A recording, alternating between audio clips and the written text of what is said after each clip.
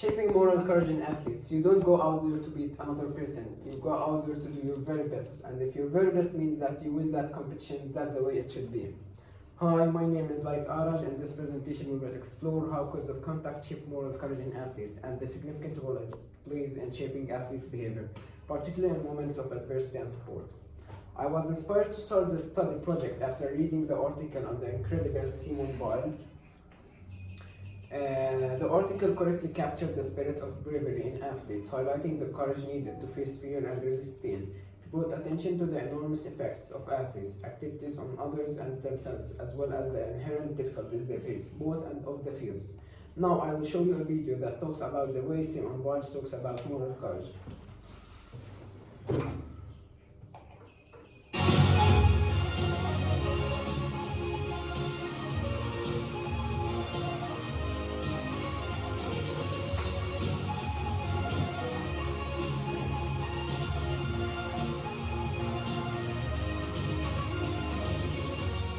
My hope is that people who read this book will know and believe it really does take courage to follow your dreams.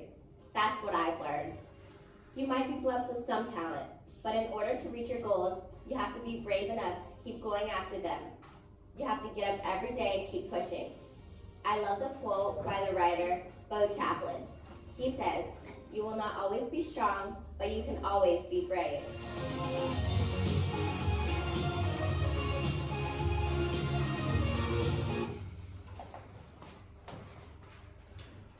People often view sports as interesting and joyful activities that connect people through competition and friendship. But above what appears to be is a highly competitive world where athletes aim for achievement. This competitiveness can lead to hostility and violence between various groups and athletes.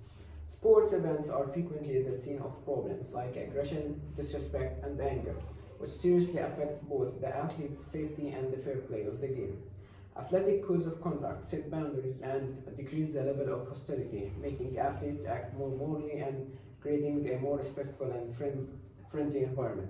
This underscores the importance of codes of conduct in shaping moral courage within athletes, teaching them values such as cooperation, humility, and fairness. There are essential values that build moral courage in sports, such as cooperation. Cooperation involves mutual support and respect for others, promoting teamwork and respect. It involves sacrificing personal glory for team success and respect for competition. Secondly, humility. Humility is a quality of being respectful and modest in sports, fostering respect among teammates, coaches, and officials, and promoting a respectful environment. Lastly, fairness. Fairness involves treating everyone equally and impartially in competition, respecting both written and unwritten rules and adhering to them. Codes of conduct play a crucial role in establishing professional standards and encouraging moral behavior in sports. These codes not only support individuals but also help them hold accountable for their actions, thereby strengthening the reputation of sports and ensuring a level playing field for all participants. Problems such as cheating and violence pose significant challenges to the integrity of sports. Cheating undermines the fairness of competitions and deprives athletes of the opportunity for real growth and development. You might be wondering, why do people cheat in sport? Well, it's quite simple. Winning is what athletes want. Millions of dollars and significant amount of popularity may differentiate between first and second place. In professional sports, consequently, some athletes can think that winning is the only thing that matters. Violence poses serious risks to the physical and emotional well-being of athletes. Increasing levels of violence in sports can seriously lead to the physical injury of athletes and force them to stop the game entirely. Identifying the root causes of these issues and implementing effective solutions is crucial for promoting a culture of respect and fair play in sport. Effective solutions to address the ethical issues in sports include individually focused intervention. It's to look into individually focused strategies of intervention that could help players change their violent behavior during sports. A mental behavior modification strategy focusing on anger management may benefit athletes who respond to physical intimidation with angry violence. Furthermore, cognitive restructuring requires athletes to take on an alternative perspective regarding any harassment they may receive from opponents.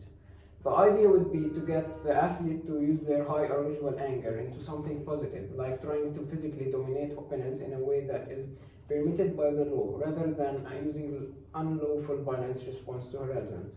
Lastly, enhanced monitoring and surveillance. It's useful to have increased the use of technology, including video analysis, data tracking, and performance analysis to discover defects or suspect patterns in athletes' actions and results. In summary, sports have the ability to motivate, connect people together, and improve lives. These also provide particular difficulties which put the athlete's ethics and integrity to challenge. Codes of conduct focus to set boundaries and reduce hostility between athletes. We can ensure that sports continue to be a source of happiness, inspiration, and companionship for future generations by building moral bravery using values like cooperation, humility, fairness, as well as by adhering to the principles of fair play. Thank you for listening. Okay, wonderful presentation. My first question is, what inspired you to write this topic? The article Simon Biles inspired me to talk about this topic, and because it talks about moral courage and the fairness of the play. Okay, second question. What was the methodology you used behind this research? I searched websites of trusted organizations. That discussed this topic, and that helped me write about it more. Thank you. You're welcome.